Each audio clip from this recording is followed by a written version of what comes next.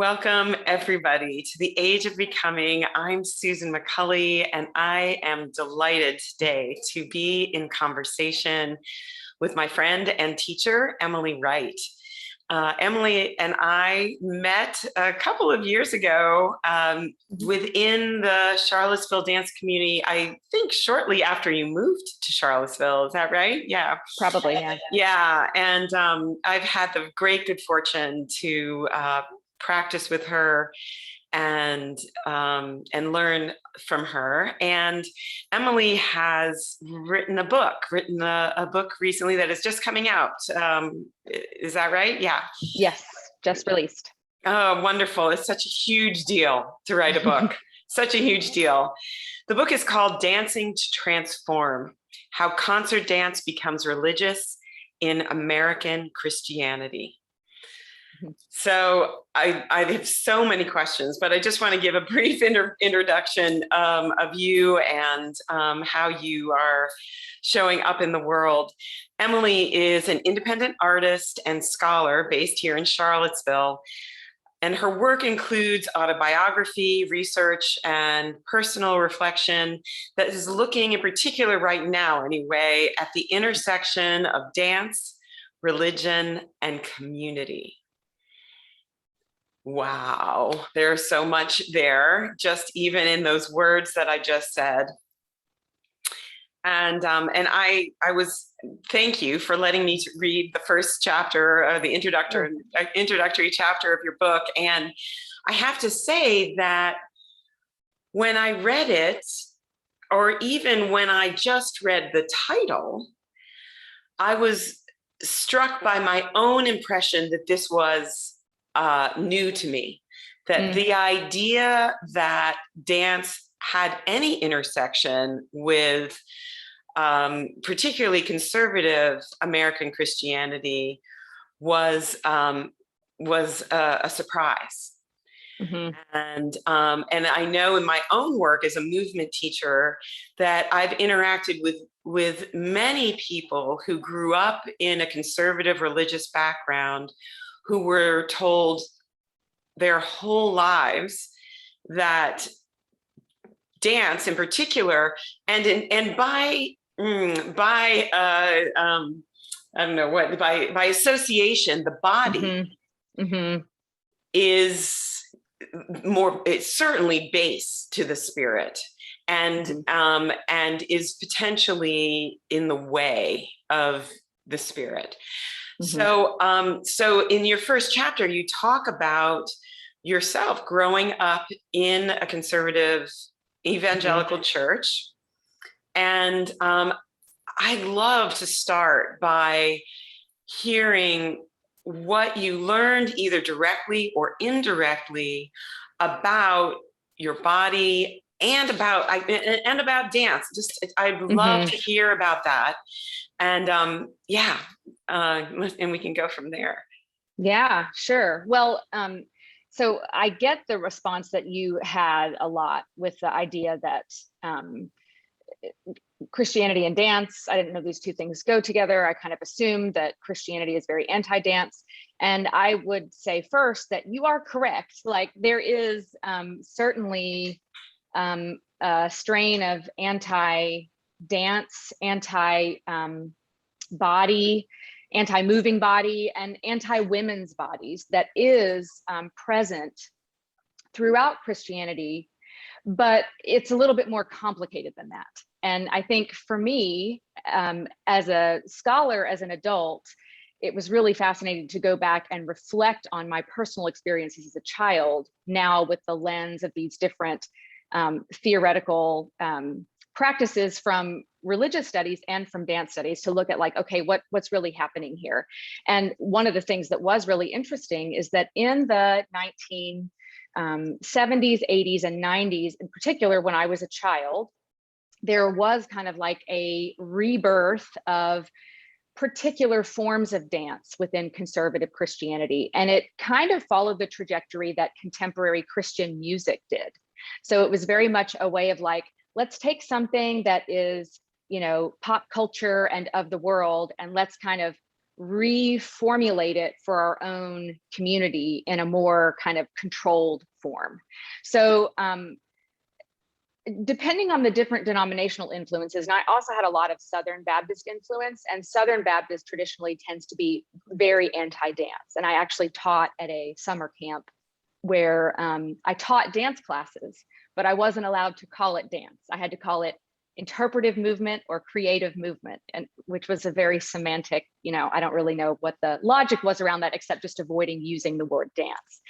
But I also was a part of congregations that were more charismatic. And the charismatic Christian tradition has always had a strain of the ecstatic in it, and kind of dance forms that were more kind of spontaneous. And so I was kind of like right in the intersection of that. So it was pre-choreographed dances that fit into a particular area. So it's like, okay, we're going to bring dance in, but ecstatic dance is maybe a little bit too out there for us. Let's do something that's a little bit more controlled. So there were definitely messages that I got about the body in general and dance in particular that had to do with control, and a sense of, okay, we're going to let this in, but we're going to really tighten the parameters around what we're allowed to do, what we're allowed to wear. So there was a sense of like, I think at the time I probably interpreted it as discipline, but now I see it much more in terms of suppression and oppression.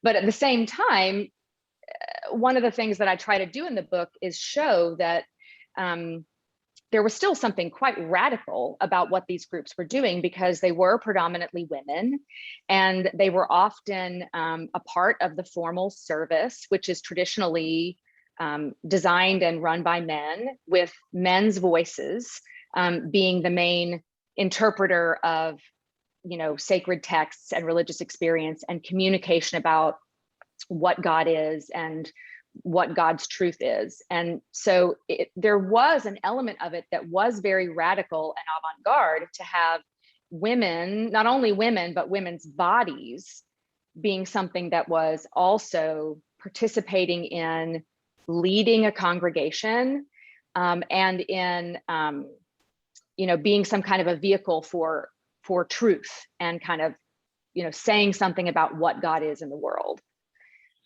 If that's a good chunk for you there. Okay. Yeah. There's so much that I'm curious about here. So the first thing that jumps out at me is control. The word control. So clarify for me. I think of, for example, the movement form of ballet, of being so much about controlling the body. I mean, even Pilates, which many ballet dancers use, is sometimes called body control. So was it about a mover having control over their body, or was it within the context of the service, showing women's bodies under control? I think a claim could be made for both. And it's really interesting that you make the comparison to ballet, and ballet is the movement vocabulary. So there also, let me just contextualize and say, what I talk about in my book really has to do with contemporary conservative white churches in the US. And there are a lot of different ways of thinking about the body that happen in other denominations, and particularly in the African American church. There's a lot of different things that are happening there. So this is definitely coming from more of a white space. But one of the things that's interesting about the history of ballet in general, and as a dance historian, this is something that we look at, is that ballet in and of itself is a Western cultural form that was very much informed aesthetically by Christianity. So the aesthetic of the form emphasizes verticality. The movement requires a sense of resistance and pressing away from the earth to lift yourself up. A lot of the movement gives you a sense of directing your attention and your energy upwards where God and heaven is. And there's also a quality of ethereality, of lightness, of almost like spirit-like waifness that for women in particular. So actually, that's one of the really interesting intersections between Western concert dance and Christianity in general, is that the aesthetics are very mutually informing. And so I would say that the control element also does have to do with like the control of sexuality, because the verticality of the body in ballet, and particularly the aesthetic as time has gone on to have a more childlike body. So very slim hips, very flat chest, the hips aren't moving, the chest, nothing is moving. And so that element of the body is very much kind of put into the background. And there's a lot of focus on the face and the arms and, all this different kinds of like ways of praising and praying. So there is an element of that the bodies are being controlled, being disciplined, like away from something that would be, from sexuality, which would also be considered dangerous, I think. The message of like the sexual body is a dangerous body. So either cover things up or keep them still. Literally, there was one church I danced in where we were not allowed to jump because jumping would invite jiggling. And we just didn't want to remind anybody that we had parts that could jiggle. Wow. Yeah. Wow. Yeah. Right. And as you're describing it and showing this, I think immediately as a mover, I think about the feet and point shoes. I mean, like that's like, can I be on the earth, but not really? Mm-hmm. So when you were participating in dance within the context of the church, what did you wear on all of you? But I'm curious. I suddenly got curious about your feet and yeah. Well, so there is a practical element in that at this time, some of it has changed because you have these mega churches that now do have kind of concert stage spaces with full lighting and stuff where you really can do like a full-on dance concert. But at the time that I was dancing, a lot of the spaces would have carpet over concrete. So some of it was practical. It would be bare feet or soft ballet shoes or even tennis shoes or something like that, just to protect your foot. But it was really more of an emphasis on something that really covered, no cleavage. So a high neckline and either like really wide leg, palazzo pants is what we called them. So, really loose and blousy, or a full skirt with like bloomers underneath, so that if you did do something where you kicked your leg, it would just be a wash of fabric and no one would see anything. No nooks and crannies. No. Yeah. And it was very much like, and it was very much like, because you don't want to cause the men ostensibly in the audience to lust. It was very much like, it's your responsibility to, it's that whole thing. Yeah, it's that whole thing. It's very much a part of like rape culture. It's your responsibility. Exactly. Right. Yeah. Right. Yeah. Well, she was wearing that thing. So what does she expect? Yeah. Of course. Yeah.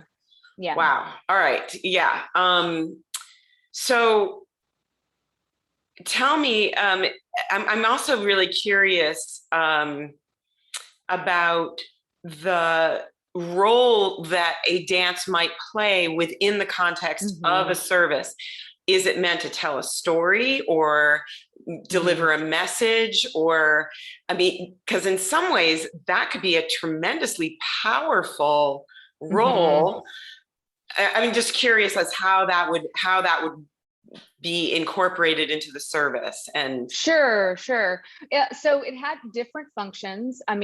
One of them would be, so in a lot of liturgies, there will be like an opportunity for what we would call special music. And this is usually the time when like they're collecting the offering, or there's some kind of like transition that's happening. And you would have, a solo singer or musician sometimes, do a special thing. So this would kind of sometimes function in that way. It would be the special music, it would be the special interlude.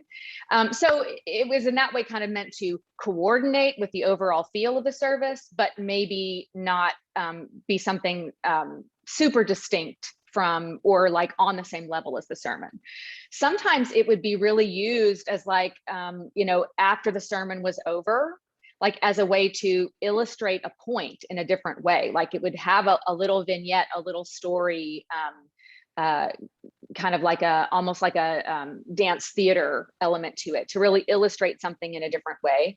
Sometimes it would be a part of the worship at the beginning, and it was really meant as a way to like kind of encourage the congregation to be even more, ebullient, usually like in a kind of praising and excitement, celebratory atmosphere.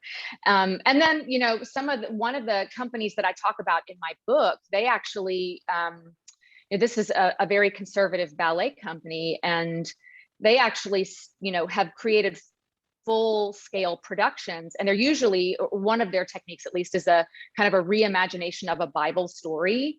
And often they'll like set it in a different time period, maybe in a more contemporary time period, as a way to kind of make it more relevant.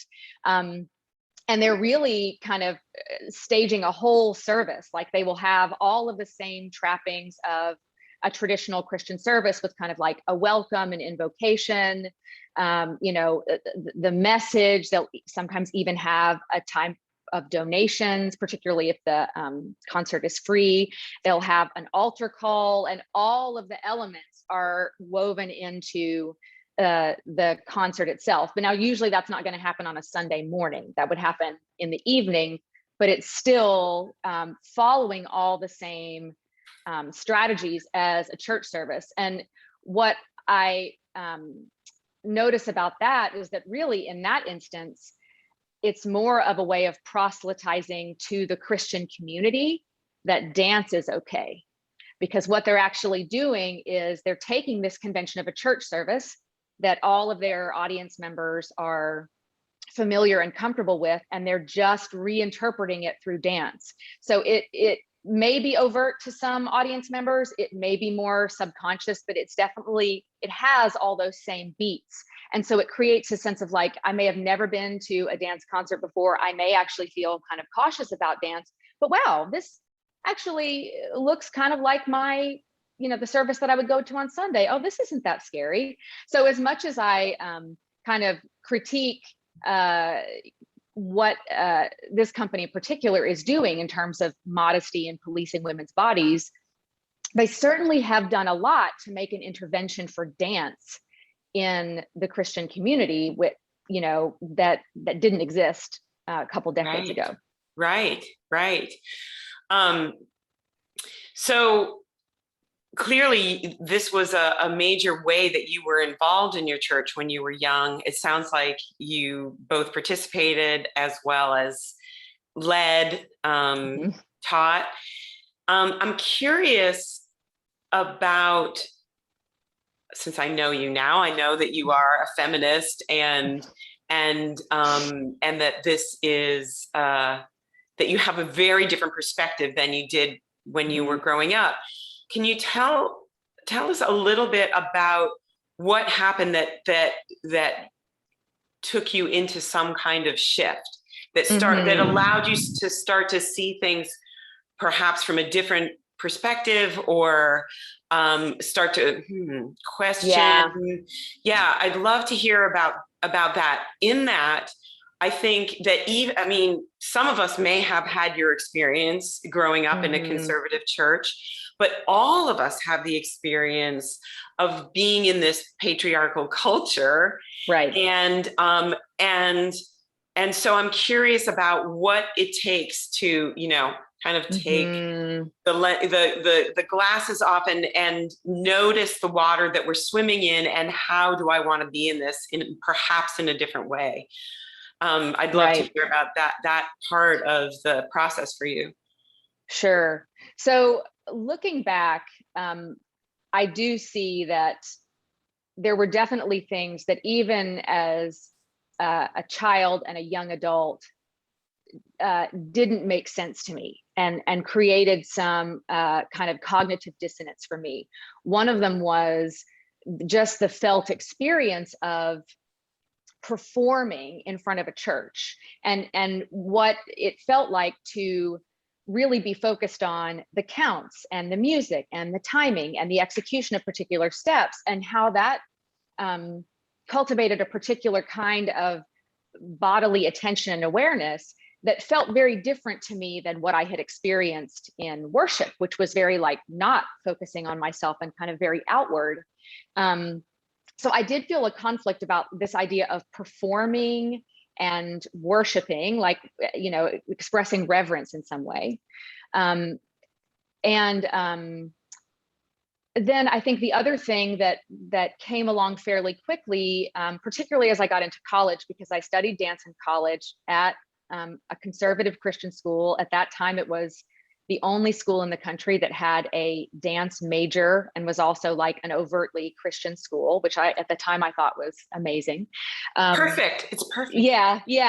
But I just saw like there's so much in Western concert dance that's about hierarchy and competition and being the best and sacrificing everything for your art, and also an aesthetic that you know was, you know, it's really like the thinnest and the you know, most skilled dancers who are the most successful. And I really saw a conflation around people that were outwardly successful in dance, and the assumption that that meant they were also like a very spiritual and godly person as well.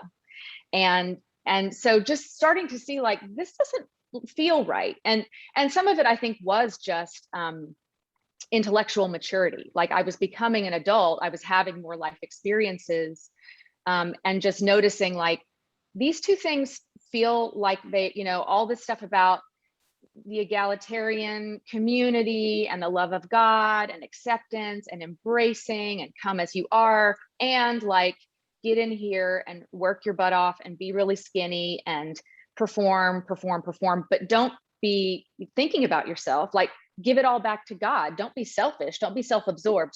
So there was just so much tension, and I really began to notice, to me, the ethical issues, you know, the issues around the ideals for women's bodies, that for many people to achieve, honestly, if they're, I mean, this was a rigorous pre-professional program. So people are really trying to go on to professional dance.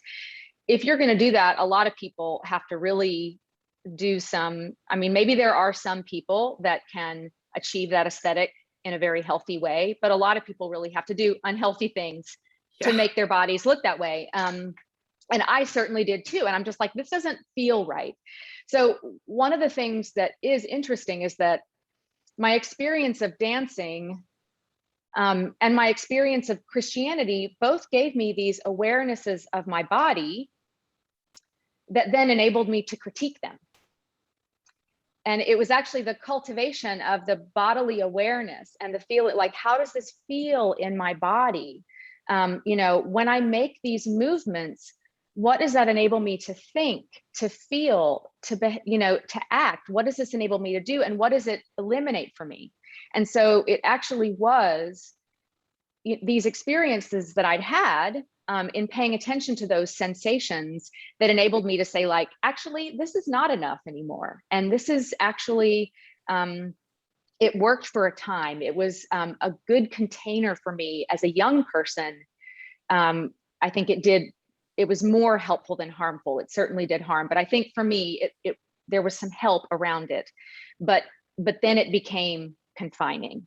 And from that point, I don't know, there's just like a tipping point where I just started to notice that more and more and more. And I had a particular moment as a young adult where I was reading something that was very, at that time to me, seemed very out there and avant-garde in terms of theology. It was something that was really expressing a lot of questions, and here are some inconsistencies. And I got very afraid, and I felt it in my body, this feeling of like, and I just had this realization of like, I'm afraid that if I think the wrong thing or believe the wrong thing, that God will hate me and I will go to hell. Yeah. And I was like, you know what? And by this time I had a child of my own. And I was like, nope, that doesn't make sense. Like my child can infuriate me sometimes, but I would never think that him thinking the wrong thing or doing the wrong thing would mean that I would want to punish him in that way. It just doesn't make sense. It was just like it tipped over and then that was Right, it. right, And right. then from then on, I just was like, so, and it was really noticing my body and noticing the Right. sensations in my bodily self that enabled me to have that awareness and to move and think and behave in a different way. And then I just like went on to freedom. So let me just see if I can recapitulate what you said, because I think that it's that what you're saying here. I want to make sure that we get this clearly. That the practice of dancing and moving your body, training your body, required that you listen to your body Mm-hmm. and be aware of your body, be embodied. Mm-hmm. And that very skill is Mm-hmm. what led you to say, wait a minute, there's something Yeah. that's incongruous. Am I Yes. expressing this clearly? Yes. I 'Cause I mean, think, the dance is dangerous. I mean, yeah, they're right. The right, dance is dangerous. Yeah. right, right. I mean, I gotta say, I mean, I feel like one of the things that I have learned in my own movement practice is the wisdom Mm-hmm. that comes in the body, that when I was younger, I had no real training in or even understanding about. And one of the most essential things is this feeling of like, in the olden days we used to call it, dragging the needle across the record. It's like, wait a minute, like Mm-hmm. something is not right here, and I Mm-hmm. can feel that it's not right. So it sort of I guess it underscores the reasoning behind, like, the real way to control is just to say you can't, don't move, don't feel, just Mm-hmm. be in your mind and in your spirit, and Mm-hmm. the rest is going to get you in trouble. Right. Right. And really those kinds of messages were reinforced in Christianity and in dance, because there is a sense of like, you don't know what you're doing. I can tell you. I'm looking at you visually. I can tell you if you're doing it wrong or if you're doing it right. I will be the judge of whether or not you're good enough to be here. And the same thing from the pulpit. It's like, you're going to have all these feelings, but don't trust your feelings. This is what God's word says, and I'm telling you what it is. So very kind of like an authoritarian Sure. interpretation. And it's just like, at what point does that, that might work okay for a while if that matches your inside, but if that starts to not match your inside, it can be very painful. And Right. then you kind of have to figure out what to do with that. Right. Right. And it's curious to me too. So in the church, when you were growing up, was there any role for women in leadership? Was there any role for women in in the service, Mm-hmm. or in the community Yeah. itself? I mean, it probably depended on congregation. I would say for the most part in conservative Christian churches, women could lead other women. They could lead women's Bible studies and things like that. And I don't And have a children, lot of, I expect children. yes, and children Right. and children, but I don't have a lot of memories of seeing women, praying aloud in front of the congregation, or, I mean, maybe leading a song or something, but certainly not really giving a message. Although I went back the other day, one of the other interesting things about this, so there was kind of like an ensemble, a group that was formed at my church when I was 15, and I was invited to join it, and it was all women in their 30s and 40s, like I am now, and me. And one of the women was the pastor's wife. And so I think that was something that like kind of maybe made it a little bit more kosher, because she was there kind of saying this is okay. But I found the other day a letter from the pastor that he wrote to me about after we had done some things, saying thank you for your, thank you for your co-laboring with me, like basically thank you, my colleague. And I had to have been 16 years old. So there, I don't know what to make of that. There certainly, like, I think some individuals probably had different viewpoints within that structure. You're always going to get whatever the most hierarchical message is, but he certainly was like saying that I was in some way a partner. And I can't imagine, like, I was a kid. So that's really interesting. That is really interesting. That is really interesting. Yeah. I think what comes to mind is like, this is all good within this very, very clear. Sure. Yeah. Right. Yeah. So yeah, there's some other directions I want to go, but before we leave that, is there anything else that you want to share about either your experience as a young person in the church, or the transition and or observations about what was happening then, or what's happening now?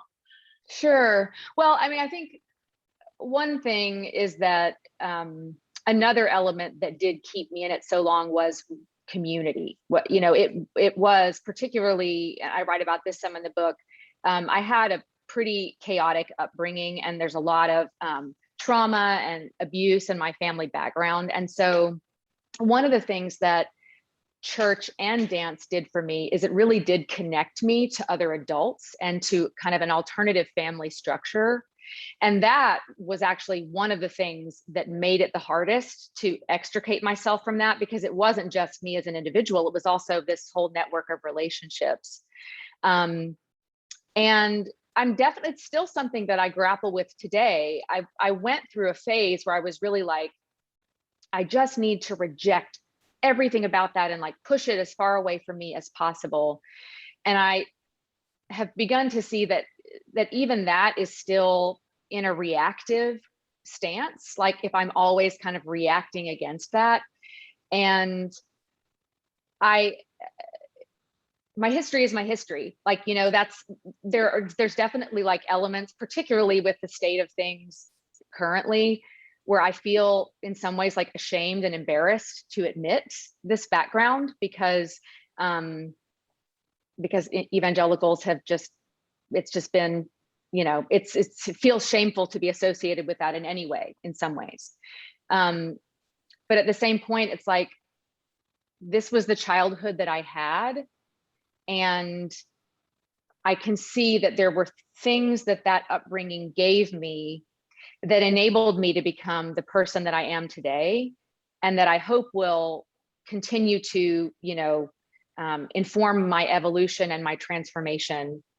And I hope to continue. I mean, one of the reasons why I wrote this book was to give people that are outside of Christianity not a sympathetic view. I don't necessarily think that Christians deserve sympathy, but I think there is a lot more complexity that is happening in there. And particularly in our current political climate, everything is so simplified on both sides. And,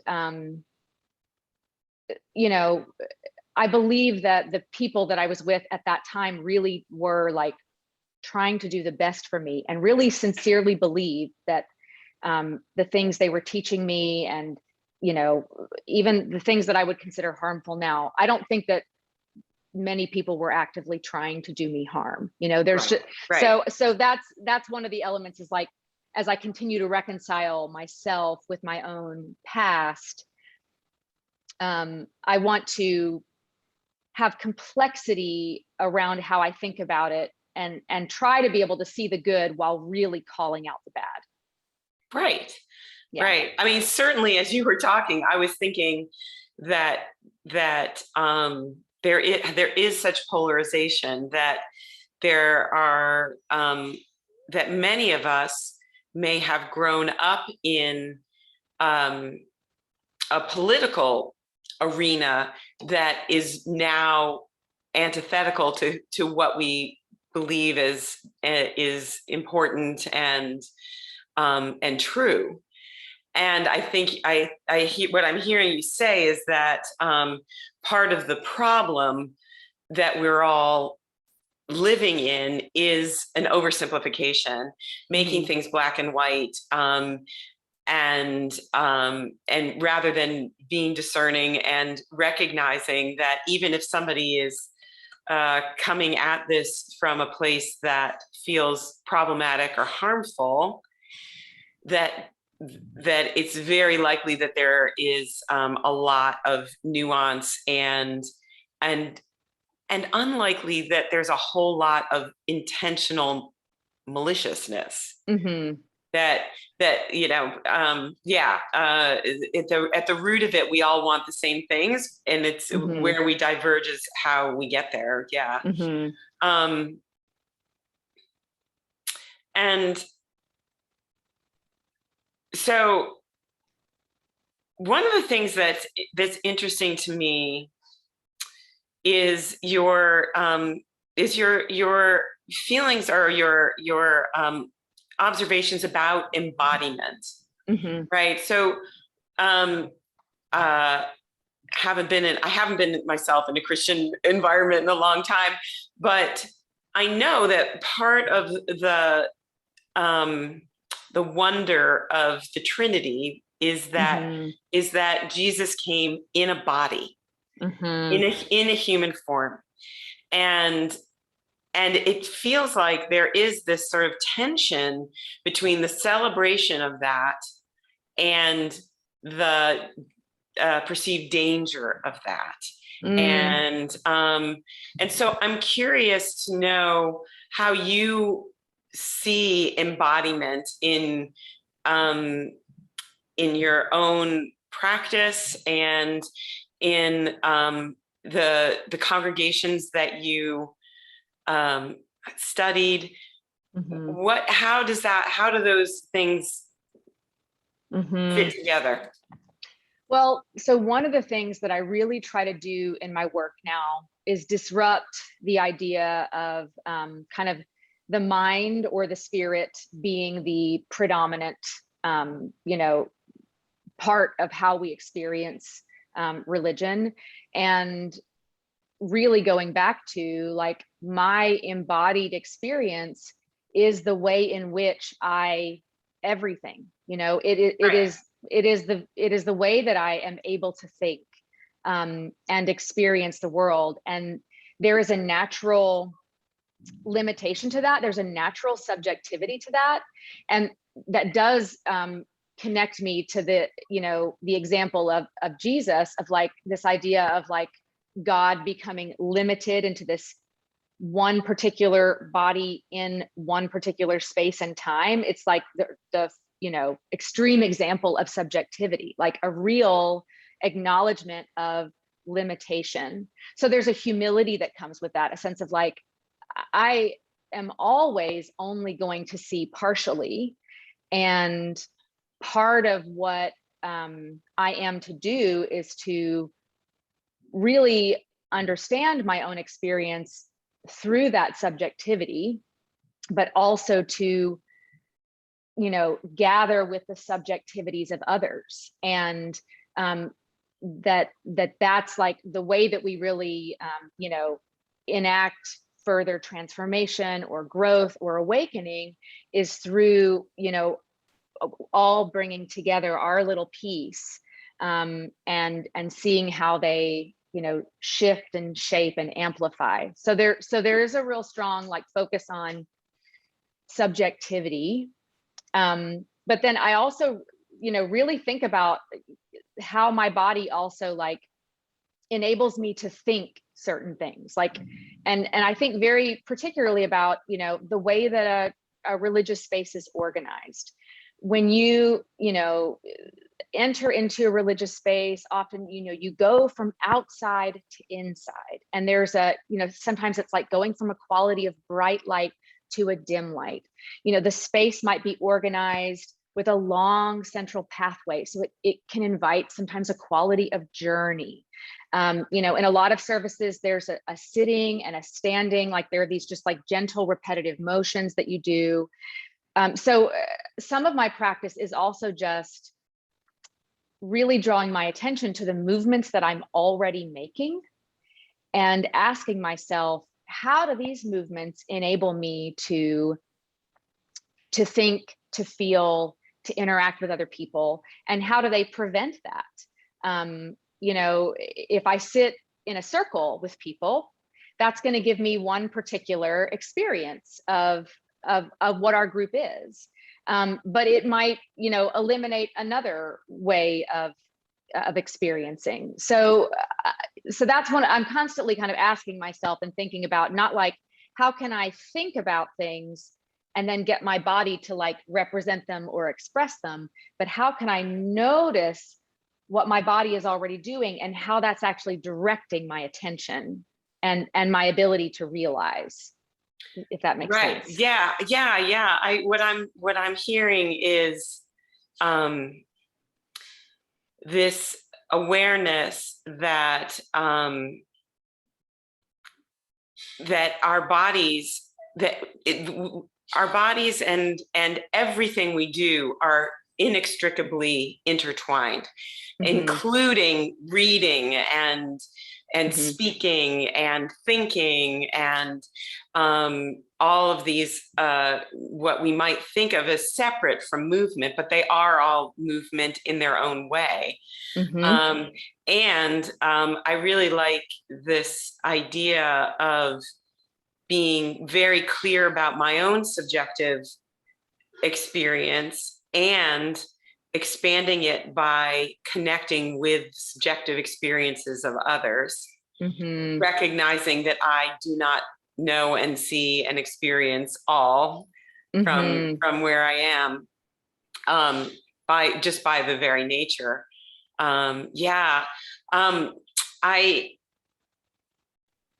curious. I'd love to talk about, so the Age of Becoming, we are reimagining what our lives can look like after 50, roughly after menopause, and in somewhat similarly to the scenarios that you experienced in church, is that we are swimming in a sea of minimizing women's efficacy and power after childbearing, and this sort of idea of the invisibility and almost transparency of women as they age. And I'm curious, based on your own experience, on your research and your writing, how might we reimagine or take a different approach to getting older, in the same way, the same transformational integrational? I mean, you talked about, like, it's not like everything I experienced was terrible, that there were really helpful and powerful things. So how do we integrate what is working and reimagine what is not? You know, I'm just thinking about this population and sure, but the parallel experiences can be, is like, if we can sort of wake up and say, wait a minute, I remember thinking life is over at 50, and that is not my experience. So how do we reimagine? How do we reintegrate Sure, Yeah. sure. So a couple things come to mind. One is, one of the kind of writing exercises that I did for this book was to think through kind of powerful moments of times when I really noticed my body. And kind of, that was kind of like the autobiographical vignettes, and I have them at the beginning of every chapter. And I think one thing that can happen when you do this is that just because of negativity bias, I've led groups through this, and often it's like an injury as a child, like I broke my arm. So one of the things that I would say is, as those memories come to mind, see if you can think about positive body memories, as well as maybe some that might be more dramatic. And they can be very simple, like, did you play on a playground as a child? If you did, what was your favorite thing to do? My favorite thing was to swing. And I can still feel that sensation of the rush of air against my skin, and that little suspension at the top.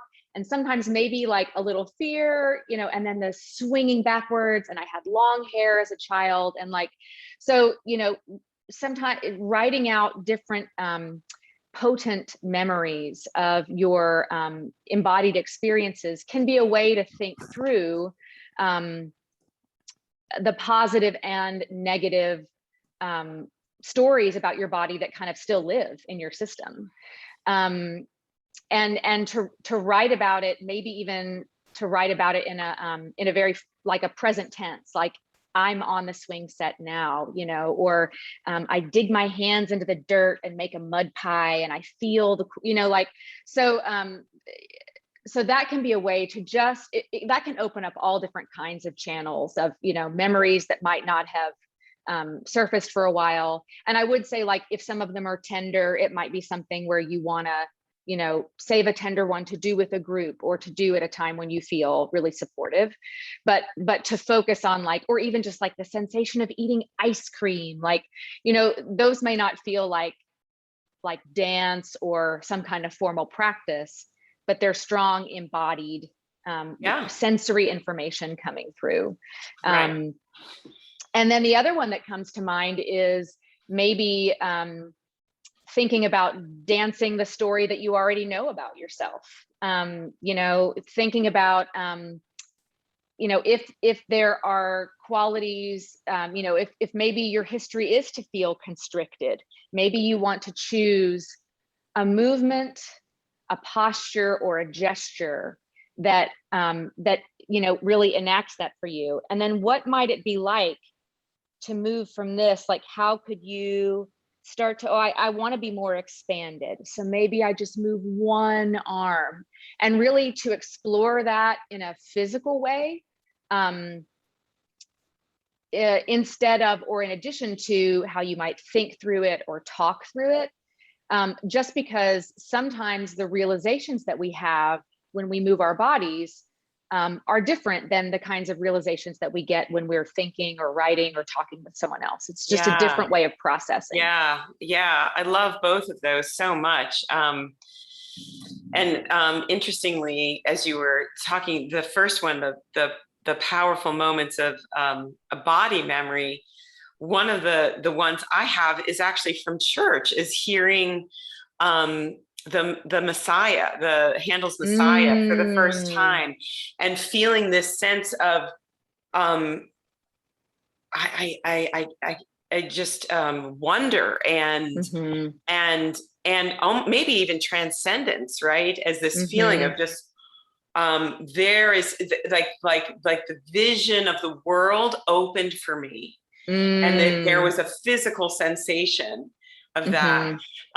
So I love that, the idea of exploring and capturing some of those.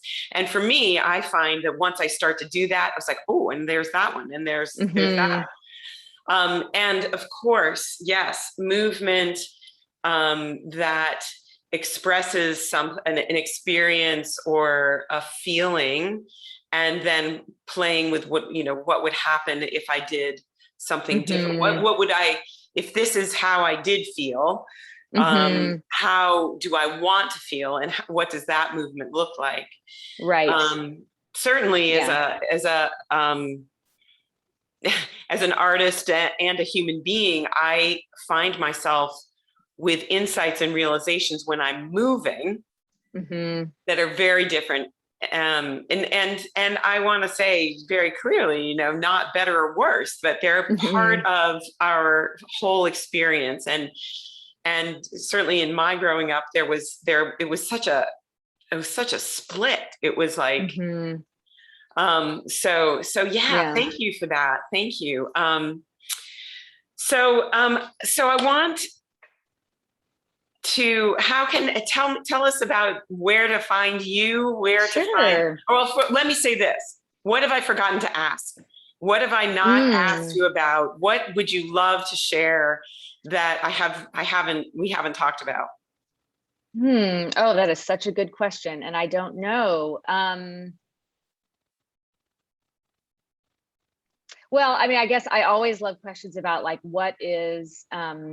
what's making you curious right now? What's inspiring you right now? And I will say, particularly over the course of quarantine, when I could not be as physically present with people as I am used to with my dance practice, one of the things that's really inspiring me is connecting to the earth. And, you know, doing a lot of practices where I'm thinking about soil and, you know, walking barefoot on the ground, or thinking about the trees. And so I've done a lot of like looking at and studying the structure of different earth systems, and then thinking about how those structures are mirrored in my body. And for me, that is also a very, it feels like a very sacred, like that's how I'm experiencing the sacred these days as well. It feels like a way to connect to something that is larger than myself, something that extends in time past, you know, before me and hopefully after me. So yeah. I love that. That's what feels sacred to me that these so days. resonates with me. You know, it's funny, this whole conversation, when my husband and I were traveling in July, and we were in the Upper Peninsula of Michigan, in the Porcupine Wilderness Mountain Wilderness State Park, and there are old growth forests there, and we hiked among these just stunningly enormous trees. And these old growth trees, they don't have branches for 30, 40 feet up. And as I was walking through, I said to myself, I belong to the cathedral of trees. Oh, wow. Right? Like, beautiful. This is my church. This is sacred. This is, and you know, nature was really helpful with like the rays of sun coming down through it. Yeah. So yeah, thank you for that. I appreciate that. Yeah. So now tell us about where we can find you, your book, what you're doing, what you're offering. Sure. There's so much going on. I know. So tell us about that. I have a website where you can find a lot of information about me, Emily Wright Dance, all one word. And you can also find a link to my book there. I teach a class that's actually in a hybrid form right now. So it's online and it's recorded. So I have some people that take it asynchronously. I have some people that take it live online, and some people that take it with me in person. And that's called Movement Medicine. And it's kind of a blend of contemplation and movement. And I bring in a lot of these philosophical ideas I have about patterns of attention and moving in ways that we want to move to make us who we want to be in the world. And you can find information about that on my website. I've got Instagram at emilywrightdance.com. It's all the same kind of stuff. So yeah. And Great. then, you know, I teach here locally in Charlottesville as well. Wonderful. Well, I will include links to all of that goodness in the notes below this conversation. But Emily, I just want to tell you how much I am glad that you are moving in the world, and it is a joy to be in conversation and in community with you. Oh, thank you, So, Susan. yeah, thank you Susan. so much. Yeah. And we'll talk again soon. Sounds good.